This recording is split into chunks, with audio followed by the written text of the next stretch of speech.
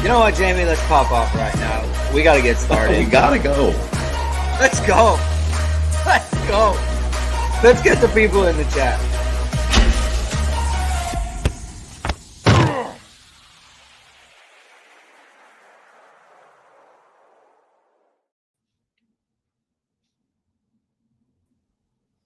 Hello, everyone, and welcome to Hitting Us from IRSportsDaily.com. I am your host, Greg Flamong, and with me, as always, is Jamie Uwayama, Mr. Jamie University. It is Thursday, September 28th, and we are here to preview Notre Dame's upcoming matchup against, are they ranked 17, Jamie? I didn't keep up with the AP. Is Duke ranked 17th in the polls?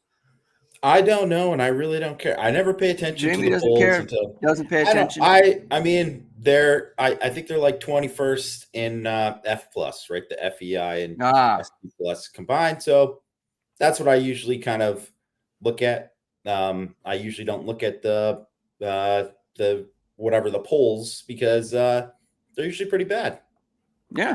Yeah, and they don't really matter. But we know Duke's a good team. They've beaten Clemson, and they've looked good in every other one of their games. So this is going to be a tough matchup for Notre Dame. We're going to preview that. Jamie has gone through over his studying of them, and he's written his scouting report. I recommend everyone checks that out at IRSportsDaily.com. Thank you, everyone, for tuning in and watching on replay. If you haven't done so before, please subscribe to the show. Please like this show and hit the notification bell so you know we're going live. You don't want to miss us. Links to the podcast for this show are in the description below, Jamie. And we were talking before the show on I'm getting on a plane later. I'm going to a wedding this weekend. The wedding is tomorrow, which is perfect. You just appreciate it. We just appreciate Cassidy and Ben. Thank you for your concerns and for your consideration for others. I'll be home on Saturday in time for not only Notre Dame's football game, but my children playing their soccer game. So really appreciate that. S. Gomez is going to a formal event this weekend. And people want to look good, Jamie. People want to look good at their formal events. And what better way to look good? This is why S. Gomez is the man right here. At a formal event. What exactly. A seg. They're helping me out at a formal event with ESQ clothing and the world's first bamboo dress shirt, which is crafted from high quality bamboo fabric, the softest and most comfortable shirt you'll ever put on. It's not only more sustainable than cotton, also feels cooler, has stretch, is odor and wrinkle resistant, and it's even machine washable. You've seen ESQ's one-piece collar bamboo shirt on all of Notre Dame's top players and coaches. It's the perfect shirt for today's business meeting or heading for a night out. Use ISD 15 and get 15% off all online items. That's ISD 15 for 15% off all online items. Some quick notes. Nathan Erbach, what's up? Thank you for being here, Nathan. Really appreciate your participation. Matt McCarthy asks, do you anticipate Stays and Evans having big games this Saturday? I'm putting this question up now because Marcus Freeman has listed Jaden Thomas as doubtful in this game, which I think is he said questionable on Monday. For Marcus Freeman, questionable means not going to play. You know, you hurt your hamstring, Jamie, and you don't come back in the game. That's usually a pretty good indicator that there's a pretty, I don't want to say significant injury because I don't know the nature of it, but it's pretty, it's good enough that it's probably going to take a little bit. He hasn't practiced yet this week, so I don't expect him to play. And if that's going to be the case, look, Notre Dame's a heavy 12 team as it is. They're going to be in 12 a ton in this game, I think. So that's something to keep in mind when you're watching the game. It's like, why aren't we seeing all these guys? Well, they're not going to be in a ton of 10 if they can't even do 10. I think we're going to see a lot of two backs as well, but we can get into all of that, Jamie. What do you think? So obviously we were talking before the show, like he said, Braylon James is going to be Braylon James has been activated with the offense, so he's been up with the offense. CFB Hertz reporting on Marcus Freeman at the press conference right now. On Eli Raritan, practicing and gaining confidence, plans to roll next week. This week about getting into football shape sounds promising for Louisville. Yeah, I wouldn't expect a ton of Eli Raritan this week, but maybe for Louisville, Jamie. So, first of all, your comments on that and what you think about the Jaden Thomas injury and Jordan Faison. Could it be his time to shine, Jamie? Well, that's great about Raritan. That's good because I think I kind of was like, we shouldn't talk about it until they say like, hey, this is happening, because everybody asks, and this was easily the most positive thing that they've said in terms of timeline, because they haven't really given a timeline before. They just said, hopeful. They were hopeful, whatever. And so that sounds good. That sounds promising. I think you ask anybody on the Notre Dame beat, they're pretty high on Eli Raritan and his talent. Like he looks great. So he's a guy who really blocked well last year when he got the chance. And I think he's got, a lot of talent as a receiver. So that's great. Hopefully he's able to get back, and I think he'll be a contributor. In terms of a big game for Stays and Evans this week, Jordan Faison, I doubt that he's going to go from the scout team to all of a sudden like getting a big role, but this is the kind of time where, if he's like ahead of Braylon James, like the people asked about Braylon James, maybe Faison gets moved up with the varsity, and doesn't mean he's going to get any touches or even really play, but they have to prepare guys because they just don't have enough bodies, right? So that's a real thing.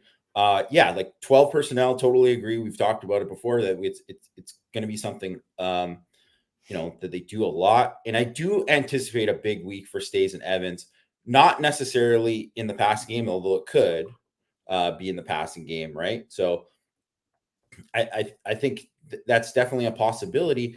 Duke's smaller. They're not big, right? Like they're like a fast, small defense. If you look at their DBs, like, Chandler Rivers starting court, 5'10", 178. Their nickel, Brandon Johnson, who's a heck of a player or big time player, 5'10", 180, right? Safety Jeremiah Lewis, 5'11", 197. Jalen Stinson, 5'8", 177, right? And then their backers are like, the typical like low 230s types or whatever, right? Like, 6'1", 230 types, right? So,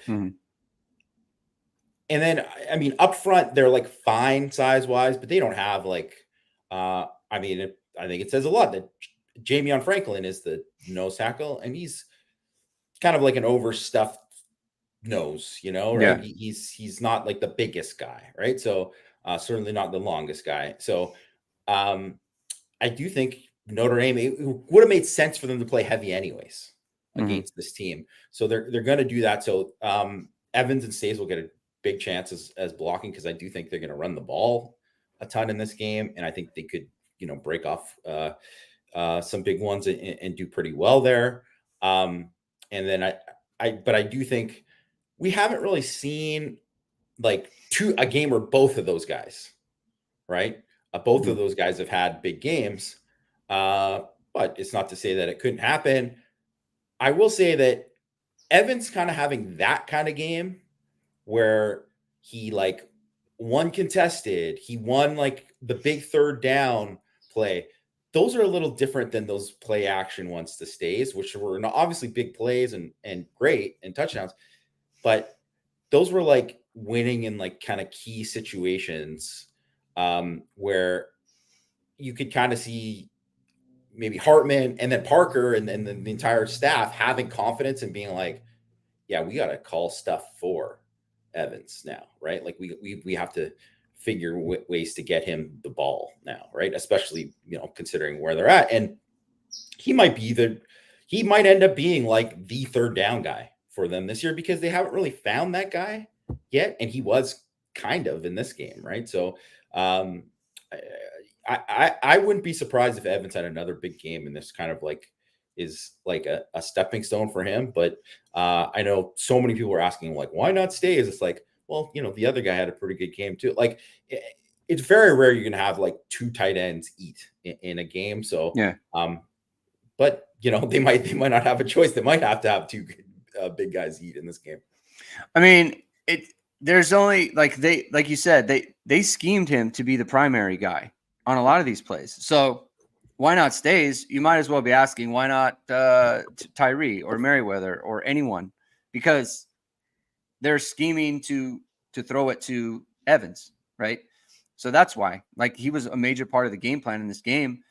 And so that's why. And look, he came through. They were 7 of 7 targeting him, right? That's great efficiency, right? So there's no reason for them to try to go away from that. It's not like they schemed it didn't work. It's not like he was 7 of 16 or something like that. Like, they weren't forcing it in terms of just throwing him balls that he can't really catch or giving him routes he can't really run. A lot of these are just curl routes. So we're going to see a lot of that stuff.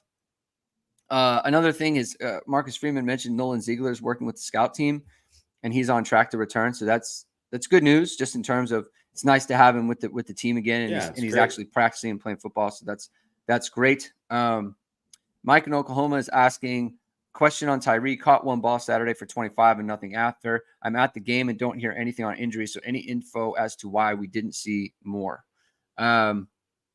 So I did a whole breakdown of Notre Dame's passing game that's on YouTube right now. So you can check it out on the Irish Sports Daily YouTube channel.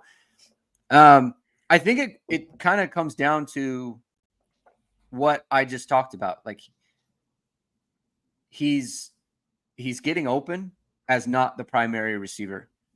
So if Sam Hartman is looking elsewhere because the progression takes him elsewhere, or he doesn't have time to go through his progression, then he's not going to get the ball whether he's open or not.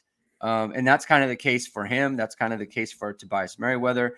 Kind of a lot of players, right? If you're not the primary, and especially against Ohio State, but because they just they weren't going through progressions a ton, because of protection, and B, because a lot of the time players like Mitchell Evans are open. So if your primary is open, you're going to throw it to him. But there are opportunities there, and Marcus Freeman did talk about increased opportunities for Tyree. But what do you think, Jamie? What do you think? How can they take advantage of Chris Tyree? Is he the type of player that they should, target and say, we're looking for Chris Tyree on this second and long, or whatever the case may be? Yeah, I think he's a guy that he's shown enough that you should have a set amount of targets for him in a game. You're not always going to hit it, right? You're not always going to get it, but targets or touches or whatever, you just have so few guys that kind of have his speed. So plan it. And I think that's one of the things is with Braden Lenzy last year, and they obviously took a lot of deep shots and didn't connect with a lot of them, right? A lot of not his fault, but it's with him, it was kind of like boom or bust, because that's all they ever did with him was all right, we're going to run a go ball, or you're going to run a comeback. It seemed like that was 90% of his route tree was that, right? So with Tyree, they do a little bit more, and they can do a little bit more. But I also think one of the issues is that Notre Dame has so many guys who play the slot. They kind of are. They kind of have 5 guys whose best position is the slot.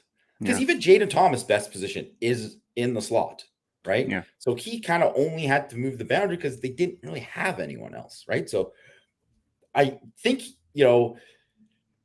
but it makes sense to move him out because they already have Tyree who can play the slot, Jaden Greathouse in the slot. And obviously they want to get Greathouse the ball. Flores can play the slot and, has one in the slot. They move Mitchell Evans out in the slot. Holden stays out in the slot, right?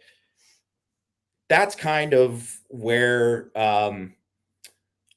it's a little bit, it's not quite at the level of players there, but a little bit in 2021 where they had Mayer who could work out of the slot, and then Kyron Williams who could work out the slot, and then they had Avery Davis too, right? And but this is more of just the wideouts, where I would say that if I was going to say like where guys kind of project to where they might play if they go on to the next level, a lot of those guys, like the receivers, most of those guys are going to play the slot. Like I think Jaden Thomas is going to be a slot when he plays in the NFL, right? Like so, I think I think that's part of it, right? So it's like you're trying to find snaps for everybody, and now this Thomas injury maybe forces them to kind of move people around and get guys kind of set in certain ways. And Marcus Freeman said they're planning on him having a bigger role. And I just think kind of what you mentioned with him and Tobias Merriweather. I mean, when you make the most, it's funny. I just watched this long like video with Tom Brady talking about all these things that kind of motivated him over the years. And when he was like at Michigan, he talked about kind of like he was getting like no reps. And it was like, well, how am I ever supposed to get better? And they're like, well, you got to make the most of your reps. And he just like started to get 2 reps, and then he got 4 reps, and then he got 10 reps and whatever. And he just kept building on it because those reps were good reps. Right. And I think when you produce enough, and if you look at like those numbers that you posted, check out Greg's Twitter, you can see the tweet that he did about Tobias and Chris Tyree. Like they're very successful throwing the ball to them on not many targets, and they've had a lot of big plays. And I understand a lot of that is against other competition, but still they've done it. So when that's the case, you probably need to target those guys more. And I think that's a fair, it's a fair thing to say. And I think that's what probably should happen. And now with Thomas out, it gives them, there's no excuse not to. Yeah. Yeah. And I think people kind of took the tweet in a wrong way, in that, like, I was criticizing the game plan or whatever. It's not necessarily that. Yeah, I mean, it kind of is, because I think they should be a part of the game plan. But I think people look at game plan as like they threw it 39 times and they ran it 39 times and they threw it 25. And I think people are like, they should have flipped it, or they should have thrown it more. And it's not that they should throw it more. And people have said, that if they're not open, you don't throw it to them. And my thing was like, if they ran the exact same plays and only threw it to those guys when they were open, their numbers would be better. Now, which isn't to say, like, you can't design an offense where it's like you can't be looking at 2 players at once, right? Yeah.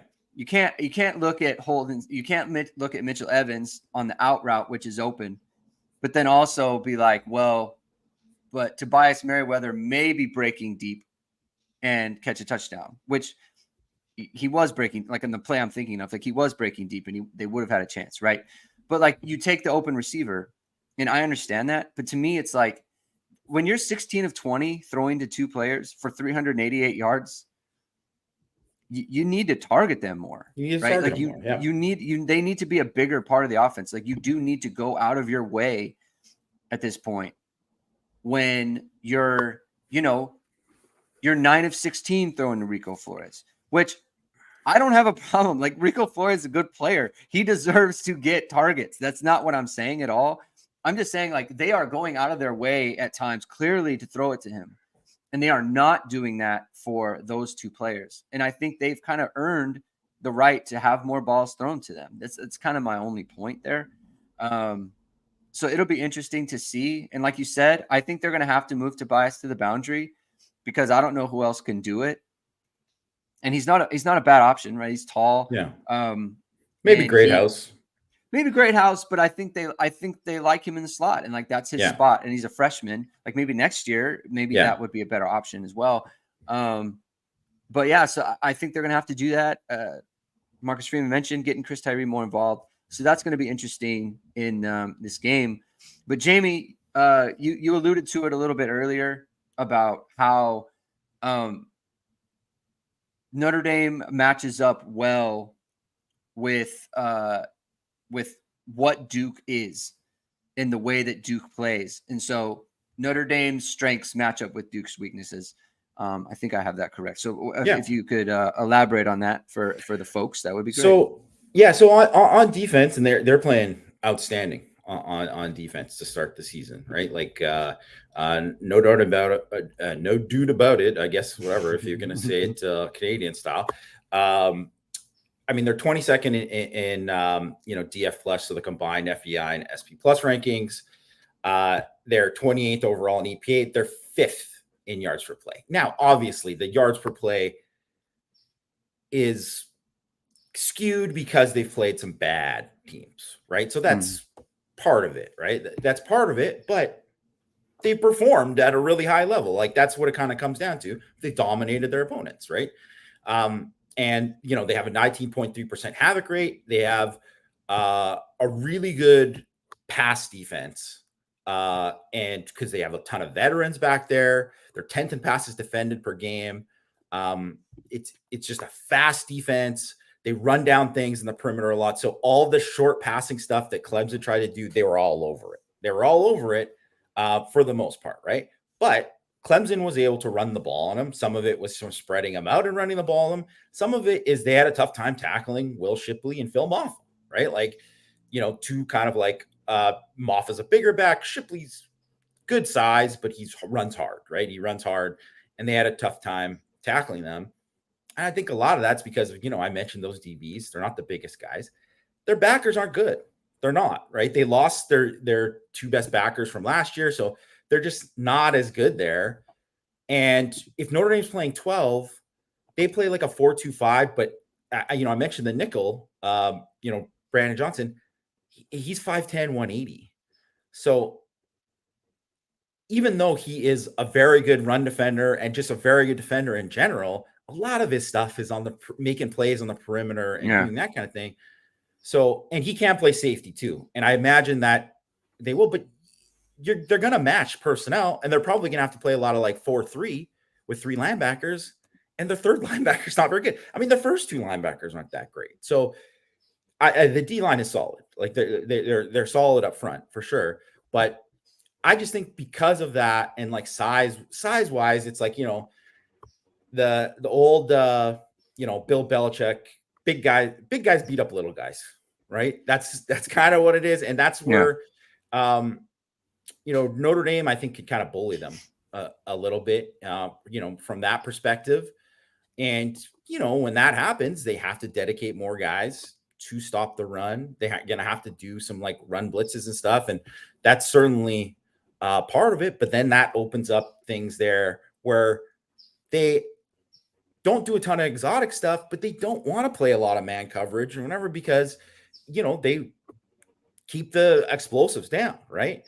And if you can do that when it's teams are running spread and they're running 11 and you have the guys who can, flow fast and stop the run there. But when teams are kind of running right at you and you don't have the biggest guys, that's going to be an issue for them. I think so.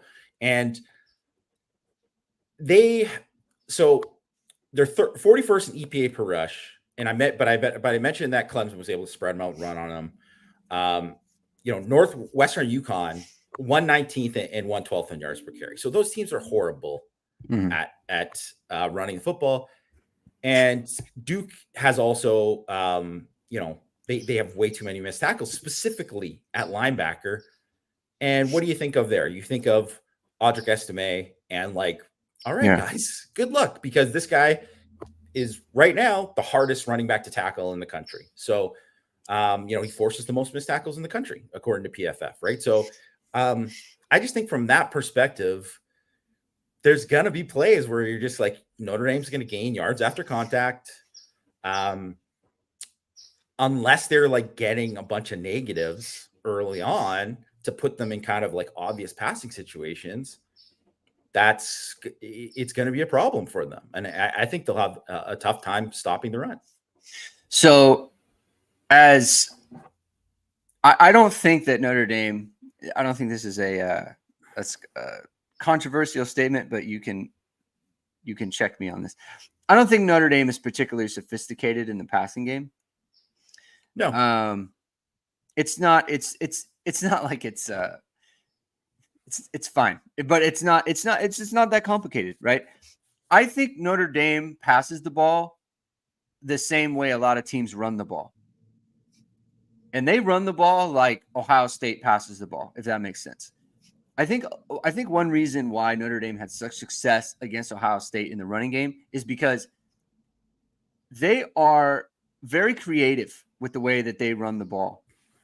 And it's hard to key on any one thing. Like most teams are generally just pretty standard when you run it. And so a team like Duke, like Clemson spread them out, but Clemson is not very sophisticated in the running game. Like they're just not.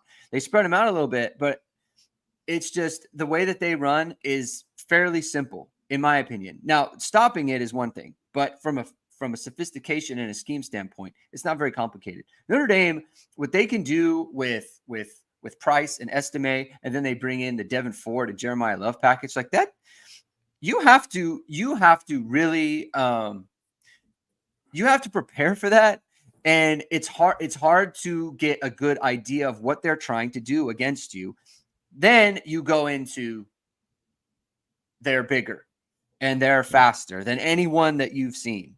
You know, it's the same problem as Ohio State presents in a passing game against a team like Duke. Like they're just the routes that they run and the speed that they have is just different, and it's hard to match that. And it's true of Notre Dame in the running game. Like it just is. I mean, we saw it against Ohio State, the best defense that Notre Dame is going to see. Like they struggled with it.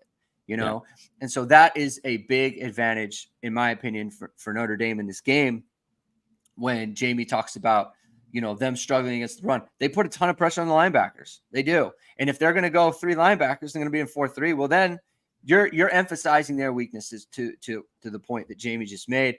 Brennan says, Greg saying it's fine is like my wife saying it's fine. It's really, really not really fine, is it, Greg?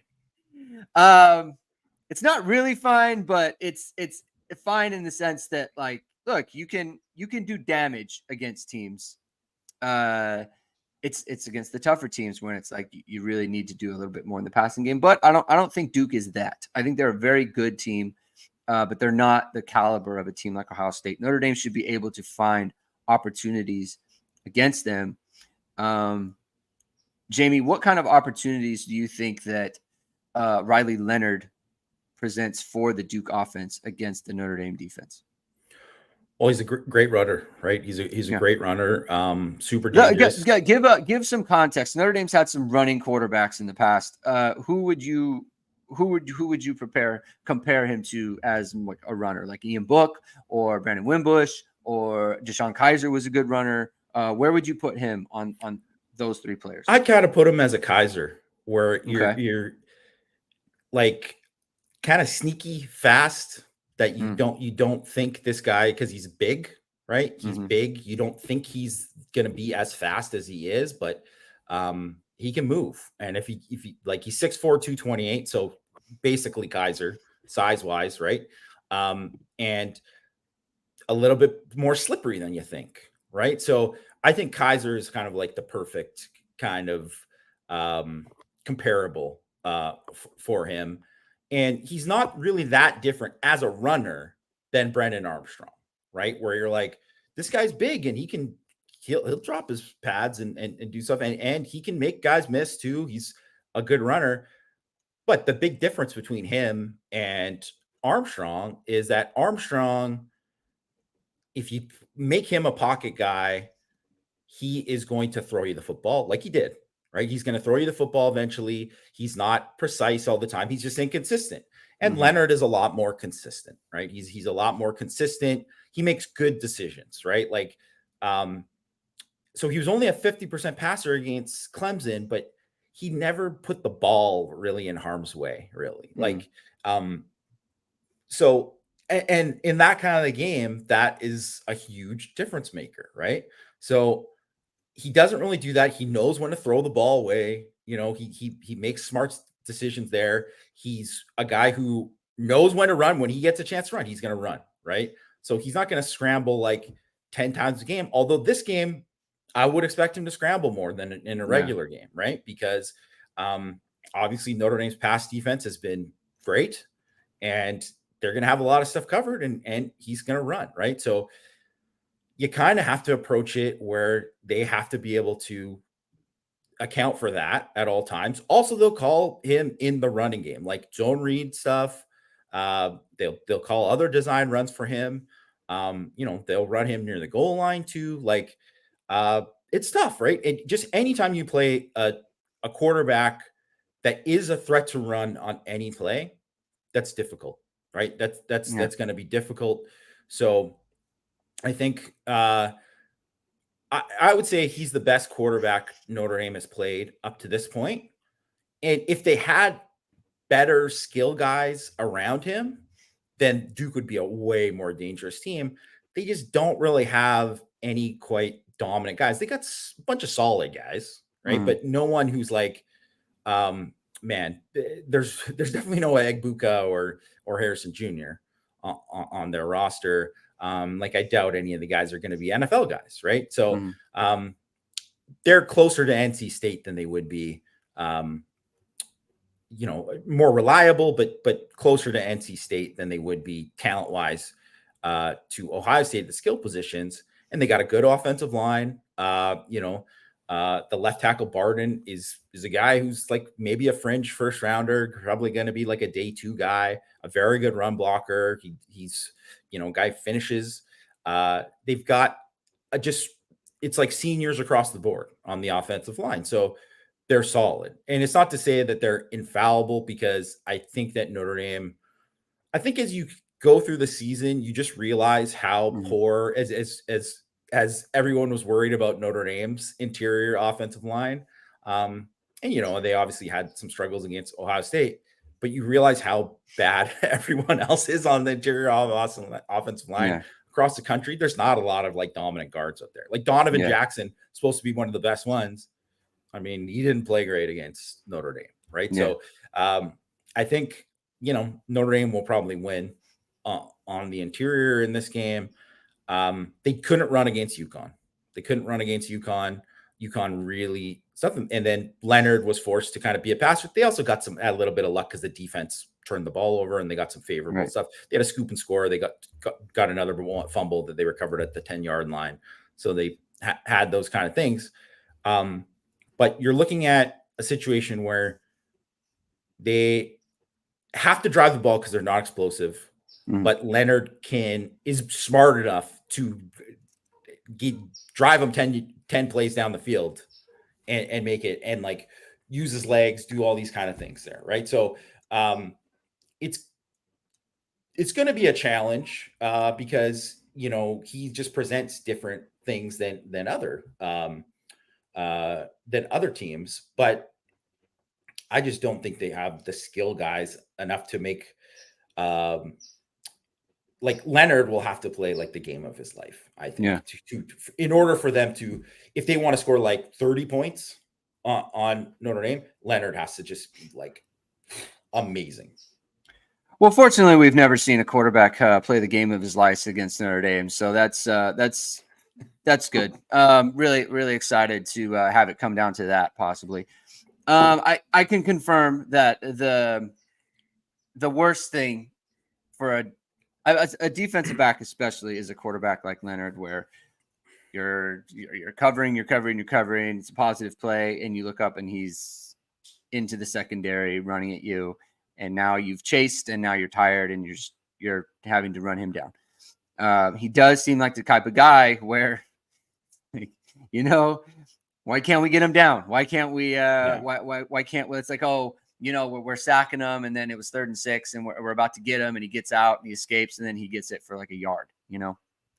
A lot of these plays, like there's a lot of like you said, designed runs. They're designing things for him. There's not a lot of highlight reel plays. It's like he's not a highlight reel guy, right? He's not a guy like Caleb Williams. He's not like that, but he's going to be effective in moving the chains. But if you want to highlight reel, Jamie, or you want to have some good design and some for your website or your social media, then you're going to want to hit up VSR Media, and which was founded by Notre Dame football pregame host and Emmy award-winning anchor Vahid Sadrazadeh. VSR Media provides professional and cinematic video and photo. Whether you're looking for a collegiate or pro-level highlight reel, have a personal story to tell, or aiming to diversify and grow your business, VSR Media specializes in short and long-form video storytelling, social media management, and website design.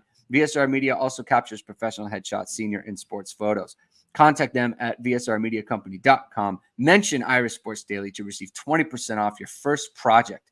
Visit them online or give them a call at 574-800-9106. All right. Here's my big concern about this game. Okay. Is that, and maybe I'll bring up the quote, right? Because Patrick's being, okay, Michael says, if we don't score 40 points, I'm not happy because we have a dominant offensive line for receivers to get open and pound the run game at will. I have bad news. I don't think they're going to score 40 points. And so here's the thing, right? The way that Notre Dame plays and the way that Duke plays, the way that Notre Dame played against Ohio State is they're going to run the ball. That's going to burn clock. They want to throw short in the passing game. That's going to burn clock, right? They want to have long drives. That's just the way that they play. Not unlike 2020, frankly. There were a lot of times when Notre Dame would just but you have to pay off those possessions. And if you don't, then you are going to be in a close game by design. By design, you'll be in a close game. You could be playing well offensively and have 10 points in the first half just because when I say playing well, I mean like on a thing like success rate. You could have great success rate, but if you're not getting in the end zone, it means nothing. So your efficiency has to be super high. And if your efficiency is not, and it's 10 whatever at halftime, and it's built to be close. And it's one thing to be in a close game against Ohio State. It's another thing to be in a close game against Duke when you start to feel like, man, it's a close game. And even if you feel completely confident, we've seen any fluky thing that happens could swing the game against you. And you feel like, man, we're the better team. But here we are in a close game, and someone drops an interception or someone fumbles or a tip ball happens and they get into the end zone. That is where, when you play the way that Notre Dame plays, you're bringing in variance to where anything can happen that can cost you the game. And now you're in a bad way. And we're just talking about Duke. They don't have explosives either. They want to be the type of team that is playing close games, and they want to have long sustained drives. And so if it's an efficiency matchup, and the other part is the way that Notre Dame's playing, it kind of mitigates the advantage you have with Sam Hartman against someone like Riley Leonard as well. So that it's just you're kind of minimizing your quarterback. Yeah. Which is what Notre Dame did in the previous years, which we did not like. So I don't know. That's where I'm at, Jamie. Is there anything you can do to talk me out of that way of thinking? No. Well, I think it's the matchup too, because Duke plays that same way. So it's going to be limited possessions. That's just how this game is run. They're not an explosive team. So they're going to try to grind out, and get into 3rd and 3. They're trying to get into 3rd and 3. They're trying to get into those kind of situations because they don't have anyone who's going to take it 60 to the house. They don't, or at least they don't have someone who does that frequently, right? So that's why it's different in that way too. Also, Michael, man, just relax here in the comments. This guy's just going off. He's going Michael's off. Frustrated. Right? He's yeah. That I think that energy was better for Tuesday or Sunday. Sunday. Michael, come on the Thursday. Come on the morning after recap. Yeah. Thursday. We're on to Duke now. We're on to Cincinnati, as Belichick said. So I think that where Notre Dame is in terms of how they play right now and how they're going to have to play in this game based on personnel and also just the matchup. It's why don't they go 10 and throw it all around? It's well, there are reasons for that, not in this game specifically, and also because of the injuries and the personnel, what they've got going right now too. So there's a lot of that. I will say, I don't know. Maybe it was Michael. Maybe it was somebody said that they should run a bit more tempo. I do think more tempo in this game, mixing it up. I do think they should mix up the tempo more than they have. I just find it's just something that listen, Ohio State, it worked for them for the most part when they went tempo. After like a play got on the ball, whatever. The only one it didn't work was the one where he threw the pass to DJ Brown that should have been picked. Yeah. And he just went up to the line. But other than that, they are, good with the tempo and that, and they caught Notre Dame a couple times. I just think Notre Dame should mix that in. I also think it's something that Sam Hartman is comfortable with. And I also think when you're playing a Mike Elko defense, and I know Tyler Santucci is the defensive coordinator, but it's basically Mike Elko Jr. out there. If you give them time and you're running down the play clock a lot of times, you check yourself to death, where it just starts going back and forth, where they're just going to check into something else and they're going to disguise and they're going to do all this stuff. And, just they'll make it look complicated, but it's really simple. And sometimes you just got to go and just go. Right. And it's not even to say like, you don't want to like possess the ball more or anything like that. But I just think that if you keep them off balance, it would help in this kind of game against this defense. How many teams that go tempo are in 12 all the time? I mean, I can't really think of any, but I don't see why you couldn't. There's really no reason you couldn't do it if you just, what you have to do basically is just say like, you got to call 2 plays basically and say like, yeah, this is what you do. And then we get on the ball and we do this. Right. It's just when they're in 12 typically, and it is part of the thing. And we talked about, we praised the running game, the motion and all that kind of stuff is a big part of it. In kind of setting all these kind of making what I just said about Duke's defense, making the simple look complicated, right? Mm-hmm. They do that a lot with a lot of their wrinkles, and they use the motion with the tight ends quite a bit to get that. So, you don't want to take that away, but I definitely think it would be good to mix it in a bit more. For sure. I'm not against it. I'm just like, the reason you wouldn't do it is because, I mean, if you're in 12, tight ends are bigger guys and they're not as fit as like if those two players were wideouts, like that's just a practical thing. And also Notre Dame's never really done it. It's kind of like RPOs. Like I always think going tempo is good. And I feel like there's always a situation where they could go tempo, and they don't, and they never have. I don't think Marcus wants to be that guy. I don't think he wants to run that kind of offense, which is unfortunate. But that's what I think is correct. Yeah. So I just have this feeling like it's gonna be tight.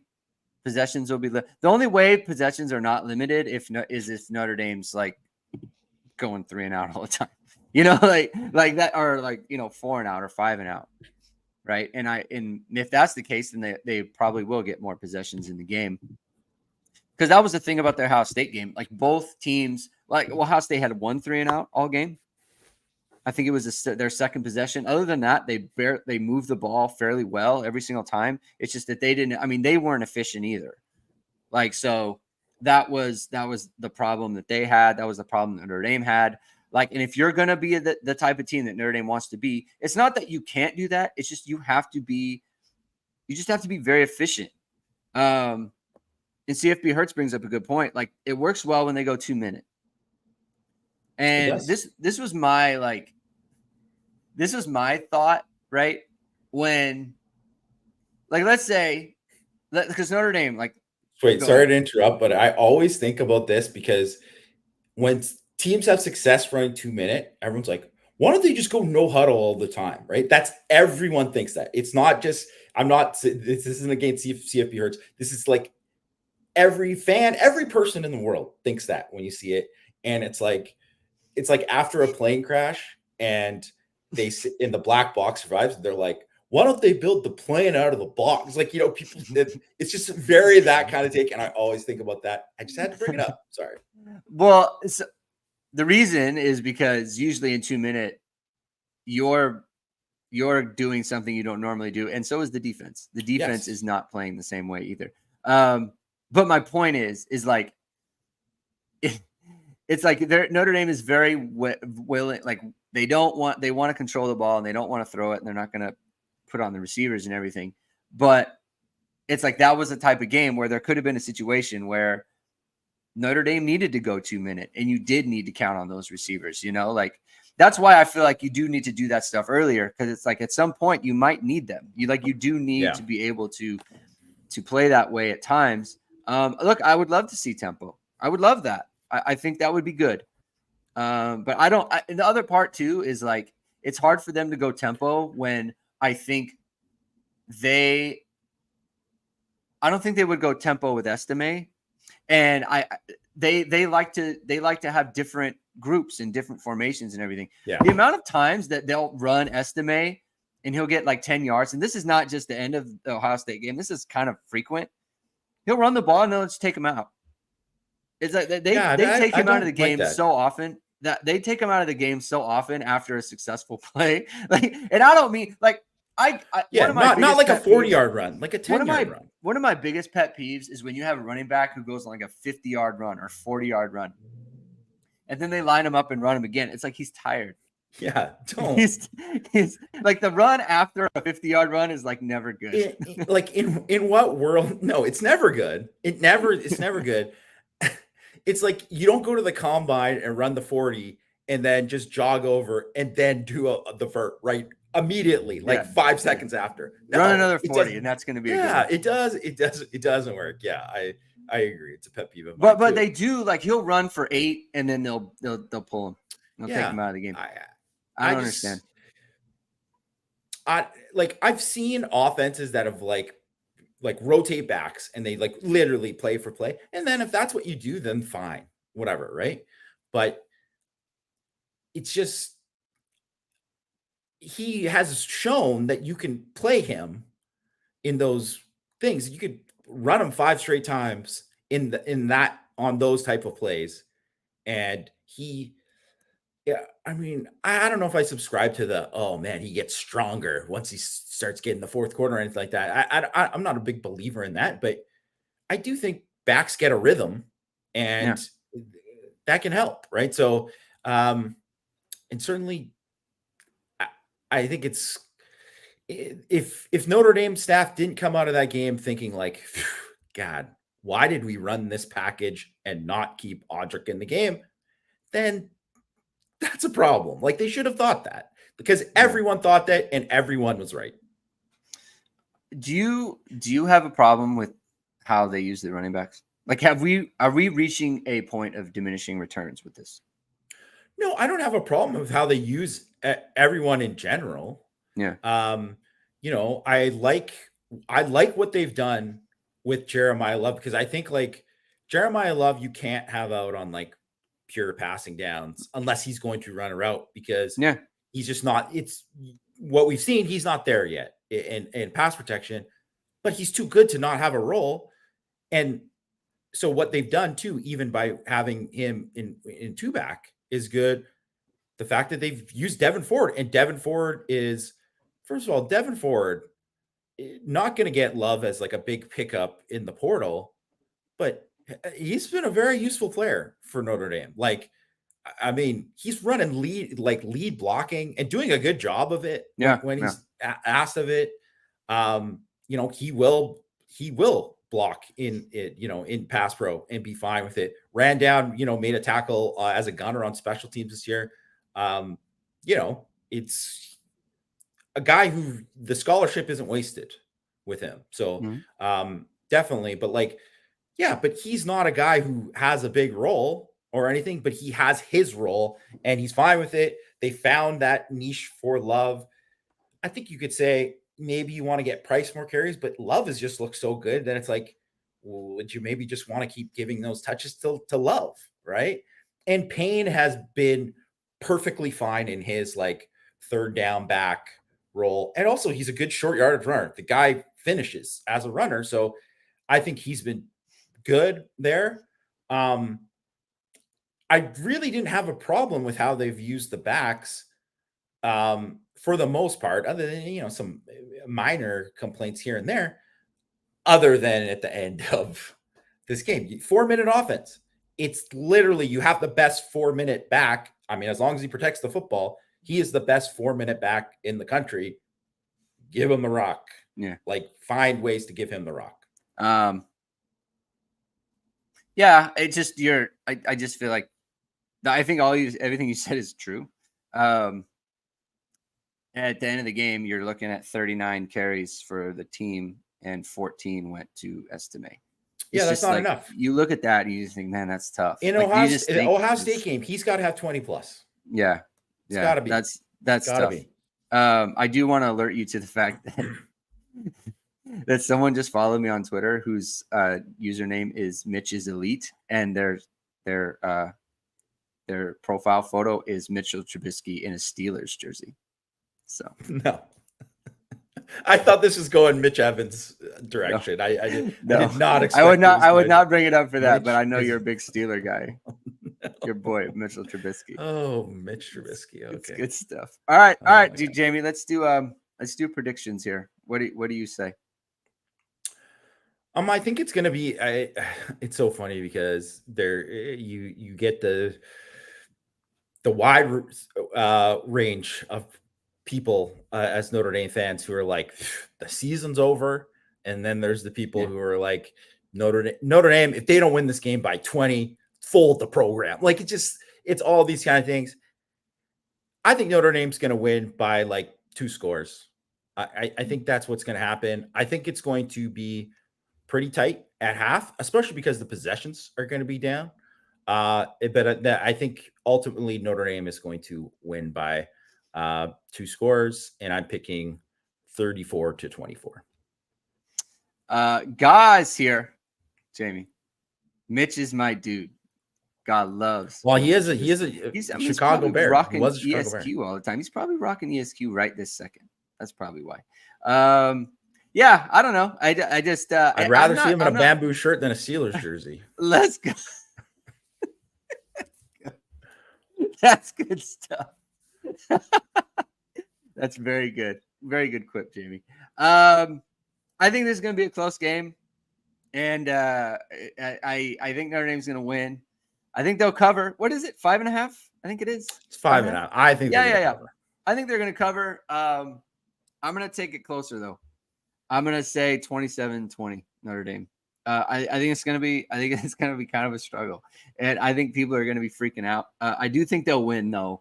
I think to your point, like, I think they're better. I think Duke's a good football team too. Yeah. Like, I think Notre Dame's aren't giving them credit.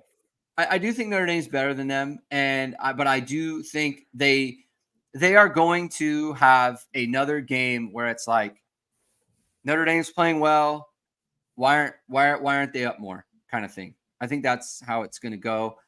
But I do think they'll find a way to win because I don't think they're like an 8-4 team. And if they did lose, I think that's probably where they'd end up, right? And I don't think that's where they're at, and I don't think they are that caliber. And so I do think they'll end up pulling out the win. But I think it's going to be tough. That's how I see it. So I think we can end it there. Thank you, everyone, for tuning in. We'll be back after the game on Saturday for the post-game reaction show. Jamie will be on that show, and I'll be back from my wedding that's over the weekend, barring like a delayed flight or something like that. So thank you, everyone, for tuning in. We'll see you then. Have a great weekend, and everyone keep hitting and hustling.